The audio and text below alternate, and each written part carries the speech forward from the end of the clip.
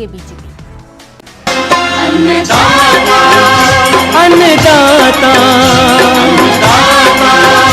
अन्नदाता नीत तुम्हारा अन्नदाता, पग पग पर है संग तुम्हारे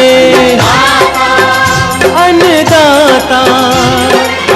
लहू किसानों का बन के पसीना सींचता है धरती का सीना, मेहनत का तेरी हक दिलवाने, नई तकनीक नई खोज बताने। पशुधन को गुणवान बनाना, पौध सुरक्षा को सिखलाना, खेती के सब गुर समझाने, भारत का सरताज बनाने, आठों पहर है संग तुम्हारे अन्नदाता अन्नदाता। नमस्कार, मैं हूं शुभ मिश्रा और आप सभी दर्शकों का अन्नदाता कार्यक्रम में बहुत बहुत स्वागत करती हूं। हमारे देश का किसान जन का पोषक है, वो श्रम का देवता है, अन्नदाता है और उसमें ही भारत की आत्मा निवास करती है। ऐसे ही किसानों की प्रगति के लिए हम खेती बाड़ी से जुड़ी बहुत सी नई लाभकारी जानकारियां हर रोज सुबह आपके लिए लेकर आते हैं। तो चलिए कार्यक्रम शुरू करने से पहले देखते हैं क्या है आज के अन्नदाता में खास। अरहर की फसल में करें जरूरी कार्य, पाएं अधिक पैदावार।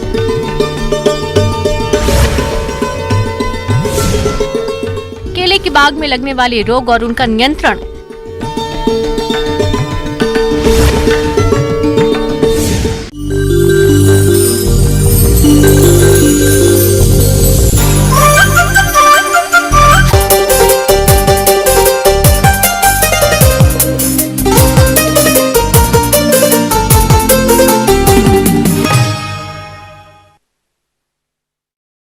प्रदेश के बहुत से किसान भाई अरहर की खेती करते हैं।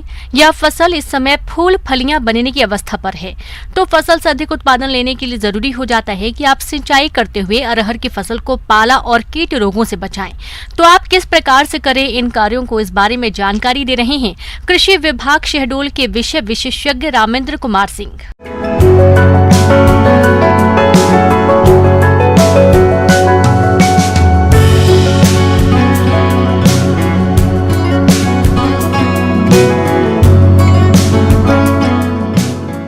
अरहर की फसल खड़ी अवस्था में है, जिसमें वर्तमान में कहीं कहीं पे पुष्पन अवस्था है, अथवा फली बनने की अवस्था में, अथवा दाने भरने की स्थिति में है।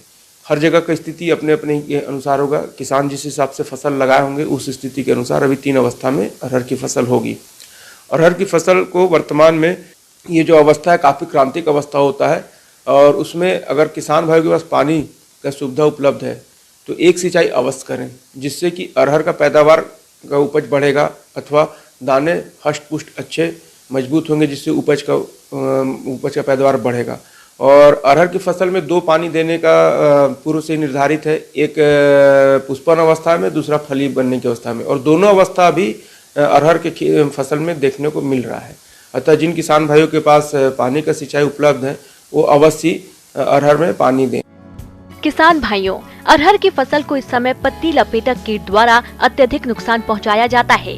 यह कीट अरहर के पौधों की पत्तियों को लपेटकर जाला बनाता है और उनको खुरच कर खाता रहता है, जिससे पत्तियों का क्लोरोफिल कम हो जाता है और पौधे अपना भोजन नहीं बना पाते, जिसकी वजह से फसल कमजोर हो जाती है और उत्पादन में कमी आ जाती है। इसलिए आप इस कीट की पहचान कर रासायनिक नियंत्रण के लिए ट्राइजोफॉस दवा की 1.5 मिलीलीटर मात्रा को प्रति लीटर पानी के हिसाब से घोल बनाकर छिड़काव करने से इस कीट का नियंत्रण आसानी से किया जा सकता है। उसके अलावा जो जिसमें आपका पुष्पन अवस्था हो रहा होगा, तो किसान भाई निरंतर अपने खेत का भ्रमण करें और देखें कि उसमें थ्रिप्स कीड़े का लगने का भी प्रकोप आएगा। जैसा कि आप जब खेत का भ्रमण करेंगे, देखेंगे, हमेशा निरंतर अवलोकन करेंगे, तो आप देखेंगे कि अरहर के फसल में पुष्प से जिस स्थिति में पुष्प आया था उसके तुलना में अगर फली कम बढ़ रहे हैं, यानी कि थ्रिप्स कीट का प्रकोप हो गया, छोटे छोटे काले काले कीट उड़ते हुए नजर आएंगे, वो थ्रिप्स कीट है। उसका रोकथाम का सबसे अच्छा उपाय है कि आप कोई भी उसमें एक सिस्टेमेटिक दवा इमिडाक्लोरपिड 1 ml पर लीटर के हिसाब से अथवा थाइमोथोक्साम 0.5 ml प्रति लीटर के हिसाब से घोल बनाकर छिड़काव करने से थ्रिप्स कीड़े का बहुत हद तक या काफ़ी हद तक प्रकोप कम हो जाता है और आपका जितना पुष्पन होगा उस हिसाब से फली बनने की स्थिति बढ़ेगी। इसके अलावा अरहर की फसल में जैसिड और सफेद मक्खी नामक रस चूसक कीटों का भी प्रकोप होता है। यह कीट फसल की पत्तियों और कोमल टहनियों और फूलों से रस चूसकर नुकसान तो पहुंचाते हैं ही, साथ ही साथ यह कीट विषाणु जनित रोगों को भी फैलाने का काम करते हैं। इसलिए आप इनके नियंत्रण के लिए इमिडाक्लोप्रिड दवा की 1 मिलीलीटर मात्रा को 3 लीटर पानी के हिसाब से घोल बनाकर छिड़काव करें। अब इसके बाद दूसरे कीड़े का जो सबसे ज्यादा प्रकोप होता है वो है फल मक्खी। ये फल मक्खी आपको दिखेगा नहीं, ये अपना जब फली बनने की अवस्था में रहता है उसी समय वो पुष्प के अंदर घुस के अपना अंडा दे देता है और उसको मोम से ढक लेता है वो आवरण, और वो अपना फली के अंदर उसके प्यूपा निकलते हैं और वो पूरे फली को खा जाएंगे। आपको ऊपर से फली दिखेगा लेकिन अंदर पूरे जब खोल के देखेंगे तो छोटे छोटे टुकड़ों टुकड़ों में आपके अनाज के दाने रहेंगे और उनके विष्टा ये सब नजर आएगा, लेकिन फली में कोई आपका उपज नहीं रहेगा। तो उसके कंट्रोल के लिए भी आपको 2 तरह की दवाएं मिक्स करके देना है, एक तो सिस्टेमेटिक और साथ में कॉन्टैक्ट।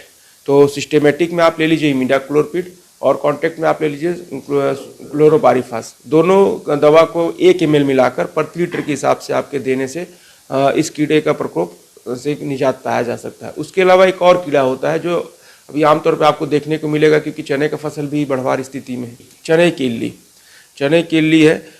ये चने का इल्ली जो ऊपर से राउंड शेप में छेद करके फली में घुस जाता है और अंदर से पूरे फली को चट कर देता है। इसके भी कंट्रोल के लिए सबसे अच्छा दवा है इमामेक्टिन बेंजोएट। इमामेक्टिन बेंजोएट का 1 ml प्रति लीटर के हिसाब से आप घोल बनाकर छिड़काव करें और उसके बाद इसका भी प्रकोप से आपको निजात मिल जाएगा। किसान भाइयों, अरहर की फसल को उकठा रोग द्वारा अधिक हानि पहुंचाई जाती है, क्योंकि यह रोग फ्यूजेरियम नामक कवक से फैलता है। रोग के लक्षण साधारण तौर पर फसल में फूल लगने की अवस्था पर दिखाई पड़ते हैं और सितंबर से जनवरी महीने के बीच में यह रोग देखा जा सकता है, जिसकी वजह से पौधे बड़ी तेजी से सूखने लगते हैं और देखते ही देखते यह रोग पूरे खेत में फैल जाता है। यदि आपकी फसल में इस रोग का प्रकोप हो रहा है तो इसके नियंत्रण के लिए सबसे पहले आप रोग ग्रसित पौधों को उखाड़कर नष्ट करें। इस बीमारी से बचने के लिए रोग रोधी जातियां जैसे JKM 189, C11, JKM 7, BSMR 853, आशा आदि का चयन करें। गर्मी में खेत की गहरी जुताई व अरहर के साथ ज्वार की अंतर्वर्ती फसल लेने से इस रोग का संक्रमण कम रहता है।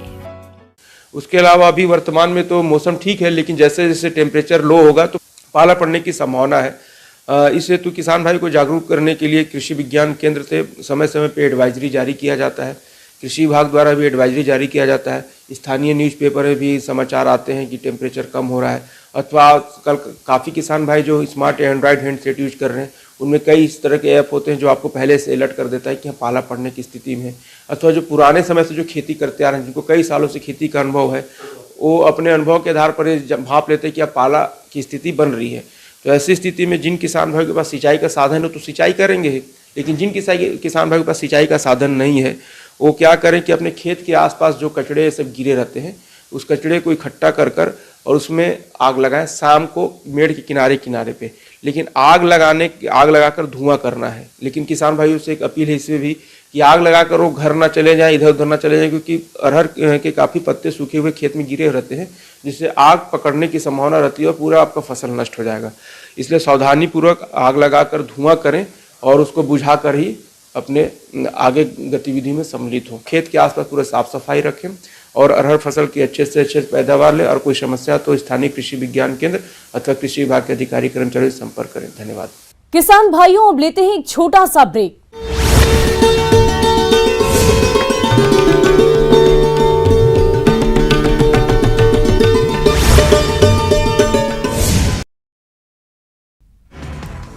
आज छत्तीसगढ़ के दौरे पर आएंगे कांग्रेस प्रदेश प्रभारी कुमारी शैलजा। प्रभारी बनने के बाद शैलजा का पहली बार प्रदेश का दौरा 26 दिसंबर को पीसीसी की बैठक में होंगे शामिल।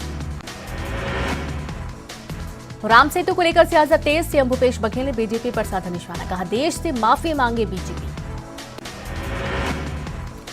सीएम भूपेश बघेल पहुंचे पाटन, गुरु घासीदास जयंती समारोह में हुए शामिल। ग्रामीणों ने सीएम का किया जोरदार स्वागत।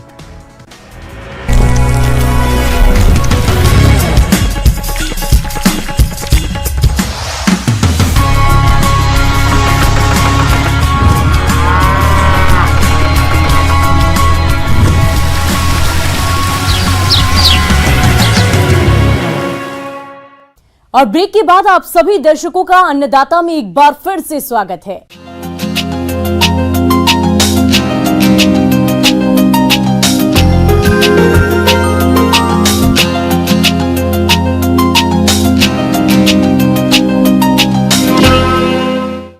केले के बाग अपने राज्य में लगभग सभी क्षेत्रों में देखे जा सकते हैं और अभी मौसम में हो रहे बदलाव के कारण इन बागों में कई घातक रोगों का प्रकोप देखा जा रहा है, जिनका समय रहते रोकथाम करना बेहद जरूरी है।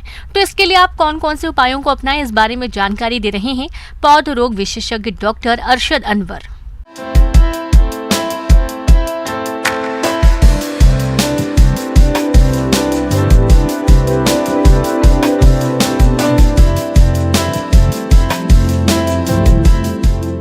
केले का फसल जो है, ये पहले ये समझना है कि केले का फसल बहुत ही इम्पॉर्टेंट और बहुत ही उपयोगी फसल है, क्योंकि ये कैश क्रॉप है। इसमें कई बीमारियां लगती हैं, जैसे पनामा विल्ट हुआ, सीगाटोका डिजीज़ हुआ, एंथ्रेक्नोज डिजीज़ हुआ, फिर आपको मोको डिजीज़ हुआ, एक ब्लैक रॉट हुआ। तो ये 5 प्रकार की डिजीज़ प्रमुख रूप से जहाँ भी केले की खेती होती है वहाँ पे ये चीज़ पाया जाता है, ये सारी डिजीज़ देखी जाती है। केला की मांग को देखते हुए किसान भाई इसकी खेती करने लगे हैं। इसकी खेती किसानों के लिए काफी लाभदायक होती है, लेकिन केला के पौधों में कई तरह के जीवाणु और फफूंद जनित रोग देखने को मिलते हैं, जो पौधों की पैदावार को काफी ज्यादा प्रभावित करते हैं और इन रोगों के बढ़ने की वजह से कभी कभी संपूर्ण फसल भी नष्ट हो जाती है। तो केले की फसल में किन किन रोगों का प्रकोप होता है, चलिए जानते हैं। सबसे प्रमुख इसमें जो है वो पनामा विल्ट है, जो फ्यूजेरियम से होता है। और ये डिजीज़ जो है किसी भी समय में हो जाता है, शुरू से ही इसका लक्षण थोड़ा दिखने लगता है।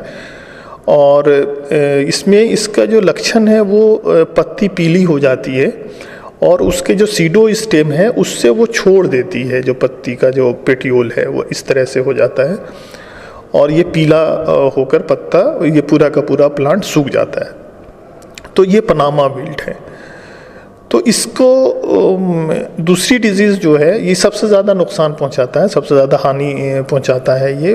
और जहाँ पे एक दफ़ा हो जाता है वहाँ पे इसके जो प्रोपेग्यूल्स हैं, इसके जो पैथोजन है, फंगल पैथोजन, वो कई साल तक मिट्टी में या इसके डेब्रिस में रहते हैं, 16 साल तक रह सकते हैं इसके डेब्रिस में। दूसरा जो आपका डिजीज़ है वो सीगाटोका डिजीज़ है, ये भी फंगल डिजीज़ है। ये 2 प्रकार का सीगाटोका डिजीज़ होता है। एक तरह का धब्बा होता है, पत्ती पे आता है शुरू में, और ये अंडाकार शेप का होता है धब्बा, एक पीले कलर का होता है, एक ब्लैकिश होता है। तो ये 2 प्रकार का होता है और ये पत्ते में धीरे धीरे फैल जाता है। शुरू में अंडाकार होता है, बाद में ये फैल जाता है पूरी पत्ती पे और पत्ती को पूरा झुलसा देता है, पौधे को झुलसा देता है। तो इसके कंट्रोल, इससे जो पैदावार होता है, अगर पत्ता पूरा मतलब प्लांट पूरा अगर नहीं भी सूखा है तो ये पत्तियों को सुखा देता है, उसको फोटोसिंथेटिक एरिया जो है वो प्रकाश संश्लेषण का जो क्षेत्र होता है उसको कम कर देता है। फलस्वरूप जो होता है, अगर पौधे में जो फिंगर्स आते हैं वो छोटे हो जाते हैं, जो तो उसका यानी कि उसका उपज बहुत ही ड्रास्टिकली कम हो जाता है। तो और ये हर जगह पाया जाता है, ये पनामा विल्ट से ज़्यादा स्प्रेड ये है डिजीज़, लेकिन इसकी सीवियरिटी कम है। तो इसको रोकना है। इसको भी रोकने के लिए आपको कॉपर ऑक्सीक्लोराइड और मैनकोजेब और कार्बेंडाजिम को मिक्सचर को 15-15 दिन के अंतराल पे आपको स्प्रे करना है, इससे बचने के लिए। जैसे ही पहले ही आ जाता है, जैसे ही आपको दिखे वैसे ही आप स्प्रे शुरू कर दें और 15-15 दिन के अंतराल पे इसको करते रहें। जीवाणु म्लानी या मोको रोग सर्वप्रथम रोगी पौधों की नई पत्तियों पीली पड़ने पर लगती है और बाद में टूटने लगती है, जिसके कारण बीज की पत्ती सूख जाती है और आगे चलकर अन्य पत्तियां भी मुरझाकर लटक जाती हैं और सूख जाती हैं। रोग ग्रसित पौधों के तनों को यदि काट कर देखा जाए तो ऊतक हल्के पीले, गहरे भूरे या काले नीले रंग के दिखते हैं। रोगी भाग से मटमैले धूसर या गहरे भूरे रंग का स्राव निकलता है। रोग नियंत्रण के उपाय: बाग में जल निकास की उचित व्यवस्था होनी चाहिए। गर्मी के मौसम में ग्रीष्मकालीन गहरी जुताई करनी चाहिए। कम से कम 2 वर्ष तक भूमि को केले की फसल से मुक्त रखा जाए। रोग ग्रसित पौधों को निकालकर नष्ट कर देना चाहिए। किसान भाइयों को कुछ प्रमुख प्रबंधन करना ज़रूरी है सभी रोग से बचाव के लिए। तो जो मेन डिजीज़, सारे डिजीज़ के प्रबंधन के लिए सबसे पहले किसान भाइयों को ये करना है कि जहाँ से भी केले का पौधा लेंगे वो सर्टिफाइड एजेंसी होनी चाहिए। ऐसी जगह हो जहाँ पे ये चीज़ टिश्यू कल्चर से वो होता हो या टिश्यू कल्चर से वो पौधा तैयार किया गया हो, ताकि उसमें जो डिजीज़ है वो ना रहे और हो सके तो रेसिस्टेंट वैरायटी ही लेनी है। दूसरी चीज़ें, अगर आप लेंगे डिजीज़ फ्री प्लांट तो फिर वहाँ पे जो रोग को आने का जो संभावना है वो मृदा से या ज़मीन से होता है। तो आपको वो प्रबंधन उसके बाद करना है। उसमें क्या करना है कि जो आपका जो खेत है उसमें जो आप गड्ढा करेंगे तो वो गड्ढे में आप पहले से ही ट्राइकोडर्मा डालना है। लगाने से पहले ट्राइकोडर्मा एक जैव जीवनाशी है। ट्राइकोडर्मा जो है वो बायोलॉजिकल कंट्रोल एजेंट है और उसका फॉर्मुलेशन हर जगह अवेलेबल है। जो आप इरिगेट करेंगे, जो आप पटवन देंगे, वो फ्लड इरिगेशन नहीं होना चाहिए, यानी कि उसको एक प्लॉट से दूसरी प्लॉट में पानी जो है बहकर नहीं जाना चाहिए पटवन के दौरान। तो आपको वो पटवन ऐसे करना है जैसे ड्रिप इरिगेशन आपको इस्तेमाल में लाना है। तो उससे आपको बहुत फ़ायदा, किसानों को बहुत फ़ायदा होगा। एक तो इस प्रकार आप पूरे के पूरे बनाना खेती जो है उसका रोग रहित आप फसल उपजाऊ कर सकते हैं। लेकिन ये सारी बातें जो हैं, जो प्रबंधन है, सारा आपको ध्यान में रखना पड़ेगा। आगे और भी है खेती बाड़ी से जुड़ी बहुत सी रोचक जानकारियां। कहीं नहीं जाइएगा, रुकेंगे एक छोटे से ब्रेक के लिए।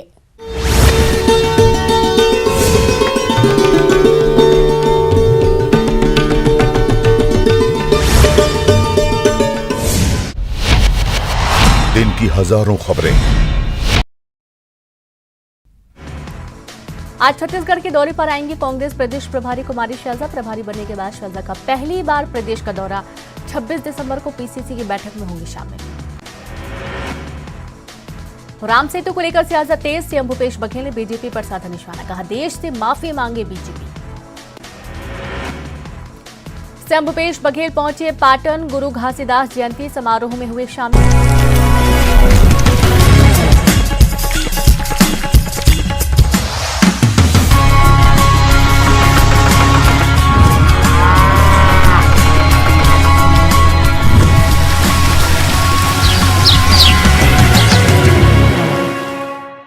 ब्रेक के बाद एक बार फिर से आप सभी दर्शकों का अन्नदाता कार्यक्रम में स्वागत है।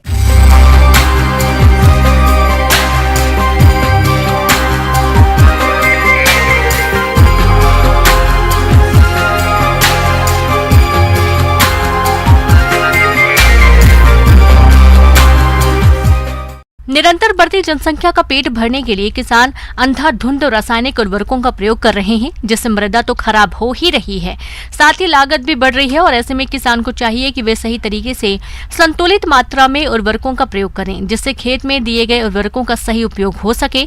तो आप किस प्रकार से करें उर्वरकों का प्रयोग, इस बारे में जानकारी के लिए मिलते हैं मृदा विशेषज्ञ टीपी सिंह से।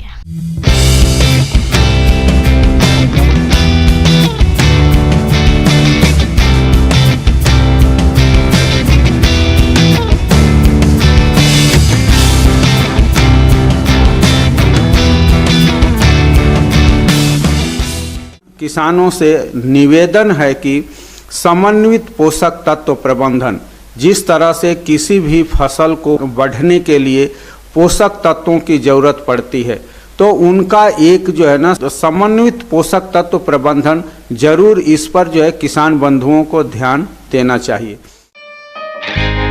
किसान भाइयों, समन्वित पोषक तत्व प्रबंधन में फसलों में उन सभी पोषक तत्वों का उपयोग इस प्रकार से किया जाता है जिनसे फसल को सभी पोषक तत्वों की पूर्ति सही प्रकार से हो सके, जिससे मृदा की भौतिक, रासायनिक और जैविक गुणवत्ता पर हानिकारक प्रभाव डाले बिना अधिकतम उत्पादन लिया जा सके।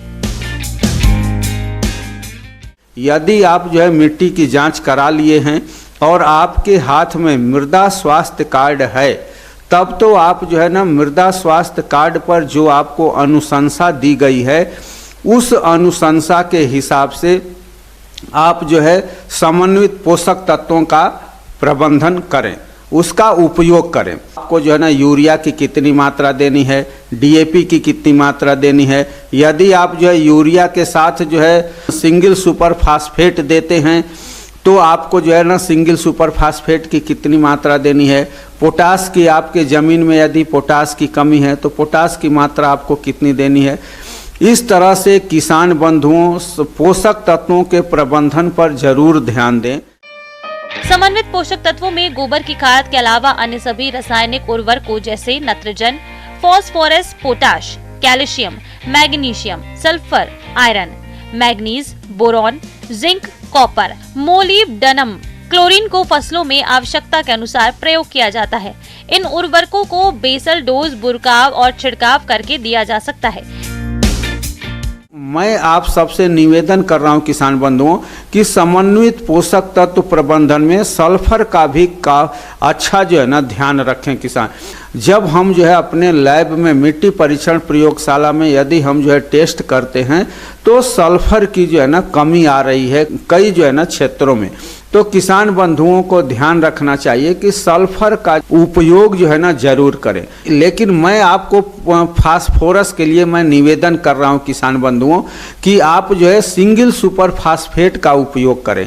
इस वजह से कि इसमें जो है ना 16% फास्फोरस भी है और 11 से 12% सल्फर है। तो आपकी फसल को फास्फोरस में भी मिल जाएगा, आपकी फसल को सल्फर भी मिल जाएगा और सबसे बड़ा आपको फायदा ये होगा कि आपकी जो है ना लागत जो है ना कम हो जाएगी। सरकार भी इसको लेकर के समय समय पर सचेत कर रही है कि किसान जो है ना अपनी लागत को कम करे, अपनी कास्ट को कम करे। तो हम यदि जो है सिंगल सुपर फास्फेट का उपयोग करते हैं, सुपर फास्फेट का, तो हमारी फसल को फास्फोरस भी मिल जा रहा है, हमारी फसल को सल्फर भी मिल रहा है और हमारी लागत भी जो है ना डीएपी की अपेक्षा हम हेक्टेयर में 700 से 800 रुपया जो है ना बचा सकते हैं। किसान भाइयों, फसल में उर्वरकों का इस प्रकार से उपयोग करना है कि फसलों में इनका उपयोग आसानी से किया जा सके और फसलों से अधिक उपज लिया जा सके और संतुलित मात्रा में उर्वरकों का उपयोग करने से किसान खर्च से भी बच सकते हैं। तो इस तरह से किसान बंधुओं समन्वित पोषक तत्व प्रबंधन पर आप जो है ना फसल जब आप लगा रहे हैं तो उस समय जो है आप यूरिया जितना जो मृदा स्वास्थ्य कार्ड पर जितना जो है आपको लिखा गया, अनुशंसा जो आपको की गई है, उतना जो है ना यूरिया की आधी मात्रा, फास्फोरस की जो है ना पूरी मात्रा, पोटास की पूरी मात्रा। यदि आप सल्फर का उपयोग कर रहे हैं और आपके पास जिप्सम के माध्यम से यदि सल्फर दे रहे हैं तो जिप्सम आप जो है 250 किलो प्रति हेक्टेयर का उपयोग करें। तो इस तरह से आप जो है यूरिया की आधी मात्रा, फास्फोरस की आप जो है ना पूरी मात्रा और आप जो है ना पोटास की पूरी मात्रा, इसका जो है ना बिजाई के समय मतलब बीज जो है ना लगाने से पहले उपयोग करें। अब आपके पास जो है ना यूरिया की आधी मात्रा बच गई, उस यूरिया की आधी मात्रा को किसान बंधुओं आप क्या करें कि उसको जो है ना पहली सिंचाई पर, दूसरी सिंचाई पर आप उसका जो है ना उपयोग करें।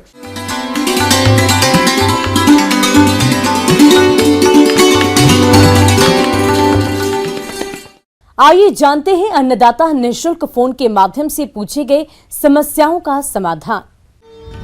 आज के अन्नदाता हेल्पलाइन में जिस प्रश्न को कार्यक्रम में शामिल किया गया है उसे पूछा है गांव दनियापुर, जिला रायपुर के किसान निखत वर्मा ने। आप मूली की वैज्ञानिक बुवाई तकनीक पर जानकारी चाहते हैं तो निखत वर्मा जी आपकी जानकारी के लिए प्रस्तुत है कार्यक्रम का यह है अंश। आपकी जानकारी के लिए मैं बताना चाहूँगा कि मूली की बुवाई तकनीक पे यदि ध्यान दिया जाए तो पैदावार बहुत अच्छी होगी और अधिक होगी। इस हेतु सबसे बड़ी बात ये होती है किसान भाइयों कि हमें विशेष ध्यान देना है कि खेत की तैयारी, मूली के दाने छोटे छोटे होते हैं और उनको भुरभुरी मिट्टी चाहिए और साथ ही साथ जीवांश पदार्थ से बनी हुई जो खाद है, जैविक खाद है, वो पर्याप्त मात्रा में चाहिए। मूली की खेती सभी प्रकार की भूमियों में की जा सकती है, लेकिन मूली का अच्छा उत्पादन प्राप्त करने के लिए रेतीली दोमट भूमि अधिक उपयुक्त रहती है।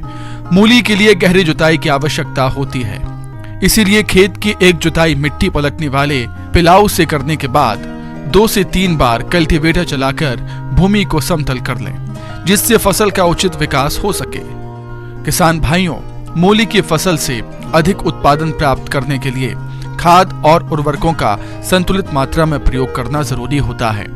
इसलिए 150 कुंटल गोबर की खाद या compost, 217 kilo urea, 313 kilo single super phosphate तथा 167 किलो म्यूरेट ऑफ पोटाश प्रति हेक्टेयर की आवश्यकता होती है। इनमें से गोबर की खाद, सिंगल सुपर फास्फेट और म्यूरेट ऑफ पोटाश की पूरी मात्रा का उपयोग खेत की तैयारी के लिए समय पर करना चाहिए और यूरिया को 2 भागों में बांटकर पहली मात्रा का प्रयोग बुआई के 15 दिन बाद और दूसरी मात्रा का उपयोग 30 दिन की फसल अवस्था पर उपनिवेशन के रूप में करना चाहिए। और रही बात ये कि इसके लिए जो किस्मों की चयन की बात है, तो अनुशंसित किस्में हैं, खासकर पूसा केतकी है, इसके अतिरिक्त जो है पूसा हिमानी है, अर्का है, संकर कई किस्में आ गई हैं। तो इस तरह से जो किस्में हैं और प्राइवेट कंपनियां जो हैं, बीज उत्पादक कंपनियां, वो भी अपने अपने व्यावसायिक नामों से तैयार कर रही हैं और उनके भी बीज मिल जाते हैं और उनका इस्तेमाल हम कर सकते हैं। अब इन किस्मों का बीज लेना है, प्रति हेक्टेयर 5 से 10 किलो तक डाल सकते हैं। संकर किस्में हैं तो 5 किलो में काम चल जाएगा, यदि देसी किस्में हैं तो उसमें 10 किलो तक इस्तेमाल किया जा सकता है। तो मेरे कहने का मतलब यह है कि यदि बीज का अंकुरण प्रमाणित बीज है तो बीज की मात्रा कम हो सकती है। उपरांत बीज का उपचार करना है ताकि भूमि के अंदर या बीज के अंदर कोई रोगाणु, फफूंद जनित रोग न हो, नहीं तो अंकुरित होने के बाद वो बीज नष्ट हो सकता है और जहाँ बोया गया है उस जगह पे वो बीज नहीं उगेगा। बुआई से पहले मूली के बीजों को कार्बेडाजिम दवा 3 ग्राम प्रति किलोग्राम बीज की दर से बीज उपचार करें। मूली की बुआई 2 तरीके से की जाती है, जिसमें पहली है कतारों में बुआई। इस विधि से बुआई करने के लिए अच्छे प्रकार से तैयार क्यारियों में लगभग 30 सेंटीमीटर की दूरी पर कतारें बना ली जाती हैं और इन कतारों में बीज को लगभग 3 से 4 सेंटीमीटर गहराई में बुआई कर देते हैं। बीज उग जाने पर जब पौधों में 2 पत्तियां आ जाती हैं, तब 8 से 10 सेंटीमीटर की दूरी छोड़कर अन्य पौधों को निकाल देते हैं। दूसरी विधि है मेड़ों पर बुआई। इस विधि में क्यारियों में 30 सेंटीमीटर की दूरी पर 15 से 20 सेंटीमीटर ऊंची मेढ़े बना ली जाती हैं। इन मेड़ों पर बीज को 4 सेंटीमीटर की गहराई पर बो दिया जाता है। बीज उग आने पर जब पौधों में 2 पत्तियां आ जाती हैं, तब पौधों को 8 से 10 सेंटीमीटर की दूरी छोड़कर बाकी पौधों को निकाल दिया जाता है। बुआई की ये विधि अच्छी रहती है क्योंकि इस विधि से बोने पर मूली की जड़ की बढ़वार अच्छी होती है। किसान भाइयों, कृषि संबंधित समस्या और सुझाव के लिए आप हमें इस पते पर संपर्क कर सकते हैं। प्रोड्यूसर अन्नदाता, news 18 Madhya Pradesh, Chhattisgarh, Ramoji film city, Hyderabad 501512। साथ ही आप हमें ईमेल भी कर सकते हैं। हमारा ईमेल है p18annadatamp@nw18.com। इसके अतिरिक्त आप हमें निःशुल्क हेल्पलाइन नंबर 180088921663 पर सोमवार से लेकर शनिवार सुबह 10 बजे से शाम 4 बजे के बीच संपर्क कर सकते हैं। और अब समय हो रहा है आपसे विदा लेने का। कल फिर होगी मुलाकात कृषि से जुड़ी महत्वपूर्ण जानकारियों के साथ। नमस्कार।